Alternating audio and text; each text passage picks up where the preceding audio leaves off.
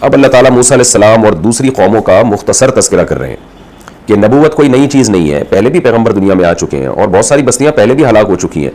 تو محمد صلی اللہ علیہ وسلم کا نبی بن کے آنا یہ کوئی اچنبے کی بات نہیں ہے، کوئی ایسی بات نہیں ہے جو عقل میں ہی نہ آتی ہو. فرمایا وَلَقَدْ آتَيْنَا مُوسَى الْكِتَابَ، تحقیق ہم نے موسیٰ کو کتاب دی، وَجَعَلْنَا مَعَهُ أَخَاهُ هَارُونَ وَزِيرًا، اور ہم نے موسیٰ کے ساتھ ان کے بھائی ہارون کو ان کا مددگار بھی بنایا. فَقُلْنَا اذْهَبَا إِلَى الْقَوْمِ، اور ہم نے کہا جاؤ تم دونوں ایسی قوم کی طرف الَّذِينَ كَذَّبُوا بِآيَاتِنَا، جنہوں نے ہماری آیتوں کو جھٹلایا ہے. فَدَمَّرْنَاهُمْ تَدْمِيرًا، اللہ کہتے ہیں ہم نے پوری بستی اٹھا کے ہلاک کر دی، تباہ و برباد کر دی فرعون کی، یعنی اس کو غرق کیا. اور ان کے جو گھر ویران اور اجڑ گئے نا، ان کے جب کسی آبادی میں لوگ رہنا ختم کر دیتے ہیں تو وہ آبادی کیسی اجڑ جاتی ہے کچھ دنوں میں، تو ہم نے ان کو تباہ و برباد کر دیا. وقوم نوح، اور نوح علیہ السلام کی قوم کو بھی یاد کرو، لما کذبوا الرسل، جب انہوں نے پیغمبروں کا انکار کیا. اب دیکھیں انہوں نے تو انکار صرف نوح علیہ السلام کا کیا تھا، قرآن میں اس طرح کی مضمون اور بھی جگہ پر ہے کہ ایک پیغمبر کے انکار کو اللہ تعالیٰ پیغمبروں کا انکار کہتے ہیں. وجہ اس کی ہے کہ تمام پیغمبروں کی دعوت ایک ہی ہے. جو کسی ایک سچے پیغمبر کا انکار کرتا ہے نا، اس کا مطلب اس نے باقی پیغمبروں کا بھی انکار کر دیا، یعنی باقی پیغمبروں پر بھی ایمان لانے کا کوئی فائدہ نہیں ہوا، کیونکہ دعوت تو سب کی ایک ہی ہے. ایک آدمی آپ کو آ کے خبر دیتا ہے ایسا ہوا ہے، دوسرا وہی خبر دیتا ہے، آپ اس کی خبر کو جھٹلا رہے ہو اور اس کو کہہ رہے ہو کہ وہ صحیح کہہ رہا ہے، تو وہی بات تو دونوں کی ایک ہی ہے. تو اس کو اگر آپ جھٹلا رہے ہو تو اس کا مطلب اس کو بھی جھوٹا قرار دے رہے ہو. تو اس لیے اللہ تعالیٰ بعض دفعہ ایک پیغمبر کے انکار کو بھی قرآن میں اللہ نے تعبیر یوں کیا ہے کہ سارے پیغمبروں کا انکار. تو جب انہوں نے پیغمبروں کا انکار کیا، اغرقناہم، ہم نے ان کو غرق کر دیا، وجعلناہم للناس آیا، اور ہم نے لوگوں کے لیے ایک بڑی نشانی بنا دیا. وَأَعْتَدْنَا لِلظَّالِمِينَ عَذَابًا أَلِيمًا، اور ہم نے ظالموں کے لیے دردناک عذاب تیار کر کے رکھا ہے جو آخرت میں ہوگا. وَعَادًا وَثَمُودَ، اور قوم عاد اور قوم سمود کو، وَأَصْحَابَ الرَّسِّ، اور کنویں والے لوگوں کو. یہ کنویں والے کون تھے؟ اس کی تفسیر میں مختلف آراء ہیں، بہت ساری آراء اس کی تفسیر میں. حضرت عبداللہ بن عباس رضی اللہ تعالیٰ عنہ سے قول منقول ہے، وہ بھی کوئی بہت مضبوط سند کے ساتھ نہیں ہے. اس میں یہ ہے کہ یہ قوم عاد یا قوم سمود کی کچھ باقیات تھیں جو جب عذاب آیا تو یہ لوگ کنویں پہ تھے، وہاں رہا کرتے تھے، تو یہ بچ گئے تھے، بعد میں ان کو بھی ہلاک کیا گیا. لیکن مختلف اقوال ہے. بہرحال کوئی ایسی قوم ہے جو کنویں کے ارد گرد رہا کرتی تھی اور کنویں کے ساتھ ان کی کوئی خاص مناسبت تھی، سارا گاؤں یا سارا علاقہ کنویں سے پانی پیتا ہوگا یا وہ کنواں سب لوگوں کو سیراب کرتا ہوگا، تو اس لیے اللہ نے اس کا نام ہی اصحاب رس رکھ دیا. باقی ہمیں مرفوع صحیح حدیث میں کوئی اس بارے میں واضح ہدایات نہیں ملتی ہیں.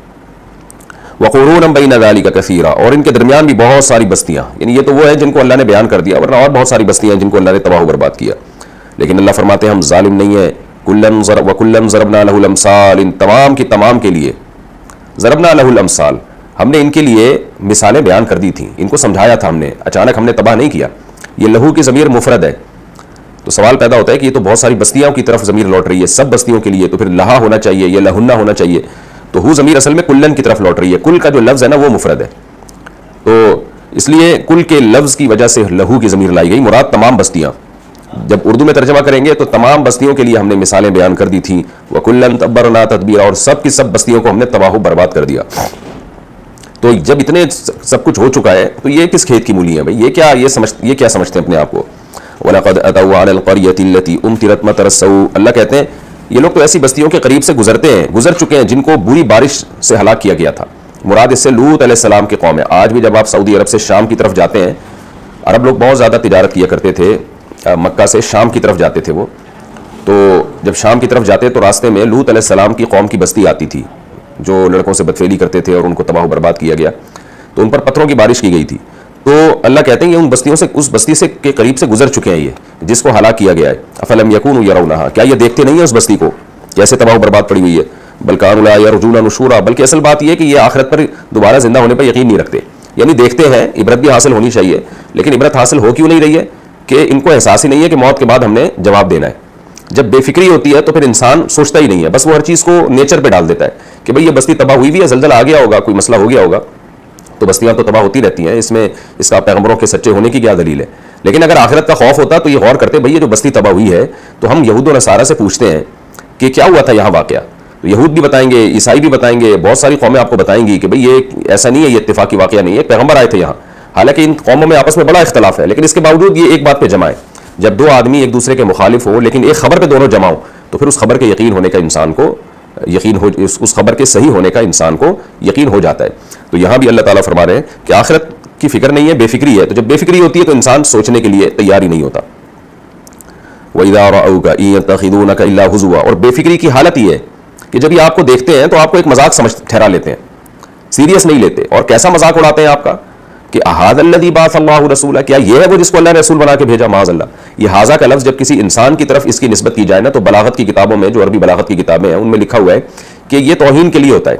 ضمیر جو ہے نا، پروناؤن، جو پروناؤن ہے وہ کسی کو عزت دینے کے لیے ہوتا ہے، ہوا یا ہی یا شی کا لفظ استعمال کرنا، اور جب بے جان چیزوں کی طرف اشارہ کیا جاتا ہے دس، عام طور پر دس اور دیٹ کے ذریعے، تو بعض دفعہ اس اشارے میں توہین مقصود ہوتی ہے، ہمیشہ نہیں ہوتی، لیکن پروناؤن کی جگہ جو اس میں اشارہ استعمال کیا جاتا ہے تو بعض دفعہ اس میں توہین مقصد ہوتی ہے۔ تو ہادہ تو بے جان چیزوں کی طرف اشارہ کیا جاتا ہے، ہادہ تو انسانوں کے لیے ہوا کا لفظ استعمال کیا جاتا ہے، تو وہ اشارہ کر کے کہتے ہیں احاذ الذی بعث اللہ رسولہ، معاذ اللہ، کیا یہ ہے وہ جس کو خدا نے رسول بنا کے بھیجا ہے؟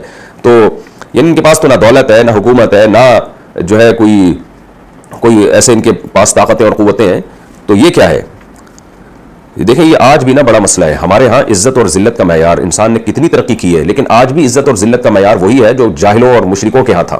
انسان نے تعلیم حاصل کر کے ترقی تو کر لی، مگر حقیقت ہے کہ وہ تہذیب میں پیچھے ہی گیا، آگے نہیں آیا وہ۔ تو آج بھی یہی معیار ہے، کسی کے لباس کو دیکھ کے، کسی کے خاندان کو دیکھ کے، اور کسی کے جو ہے نا دولت کو دیکھ کے، ان چیزوں کے دیکھ کر ہم سمجھتے ہیں کہ یہ معیار ہے۔ تبھی آپ دیکھیں جو پیاز ٹماٹر والے اور رکشہ چلانے والے، ان کو لوگ سمجھتے ہیں یہ ناکام لوگ ہیں، لوگ ان کو سمجھتے ہیں کہ یہ دنیا کے ناکام ترین لوگ ہیں۔ اور جو دولت مند ہے، جو بڑی بڑی گاڑیوں میں گھوم رہا ہے اور بڑی لگژری لائف گزار رہا ہے، اس سے لوگ موٹیویشن بھی لیتے ہیں، اس سے پوچھتے بھی ہیں، اس کے انٹرویوز بھی ہوتے ہیں کہ آپ کیسے یہاں تک پہنچے اور یہ ایک بڑی کامیابی والی زندگی ہے۔ تو قرآن تو اس کی نفی کر رہا ہے، قرآن کہہ رہا ہے بھائی عمل اچھا ہے تو آپ اچھے ہیں، عمل برا ہے تو یہ دولت کچھ بھی نہیں ہے۔ تو نبی پر جو سب سے بڑا اعتراض تھا وہ اعتراض یہ تھا کہ یہ تو غریب ہے، یہ تو مسکین ہے، تو یہ کیسے پیغمبر ہو سکتے ہیں؟ تو آج آپ دیکھ لیں کہ ہمارے یہاں دولت اور غربت میں کتنا زیادہ غلو ہے، غریب کو کیا سمجھا جاتا ہے اور دولت مند کو کتنا کامیاب سمجھا جاتا ہے۔ تو یہ سرے سے بات ہی غلط ہے۔ مسافر خانہ جب ہے، جب یہ سفر ہے تو مسافر خانے میں کیا پیاز ٹماٹر والا اور کیا 22ویں گریڈ کا آفیسر، یہ سب تھوڑے دنوں کے بچوں کے کھیل ہیں، کھلونے ہیں جس سے دل بہلانے کے لیے اللہ تعالیٰ دے دیتے ہیں، کسی کو گاڑی دے دی، کسی کو رکشہ دے دیا۔ ان کھلونوں میں دل لگانا یہ اللہ کی نظر میں پرلے درجے کی حماقت اور بیوقوفی ہے۔ افسوس اس پر ہوتا ہے کہ جب بہت زیادہ پڑھے لکھے اور ایجوکیٹڈ لوگ بھی اس طرح کی باتیں کر رہے ہوتے ہیں، دولت کو ایک بہت لفٹ کرا رہے ہوتے ہیں، تو انسان کہتا ہے ان کی عقل پہ ماتم کرنے کو دل چاہتا ہے۔ ٹانگیں قبر میں لٹکی ہوئی ہے اور آگے دیکھ رہے ہیں مر مر کے قبرستان آباد ہو رہے ہیں، لائن میں لگے ہوئے ہیں سارے قبر میں جانے کے لیے، اور باتیں کس طرح کی کر رہے ہیں۔ تو ان کاد لیضلنا عن آلہتنا، قریب ہے کہ یہ ہمیں ہٹا دے ہمارے معبودوں سے۔ کیا مطلب؟ یہ معاذ اللہ اس قابل تو نہیں ہے کہ ان کو رسول بنایا جائے، مگر یہ کہ ان کی بات میں کشش بہت ہے، ان کو بلاغت بہت ہے، تو یہ اس معاذ اللہ اس قابل نہ ہو کے بھی اس طرح سے بات کر رہے ہیں ہمارے معبودوں کے خلاف اور توحید پر کہ لولا ان صبرنا علیہا، لوگوں اگر ہم نے اپنے معبودوں پہ صبر نہ کیا، مضبوطی سے اپنے بھگوانوں کو نہ پکڑ کے رکھا ہم نے، تو یہ جو ہے محمد صلی اللہ علیہ وسلم ہمیں ہٹا دے گا یہاں سے۔ تو اپنے معبودوں پہ مضبوطی سے قائم رہو، اور یہ اس لائق نہیں ہے کہ ان کو معاذ اللہ پیغمبر بنایا جائے۔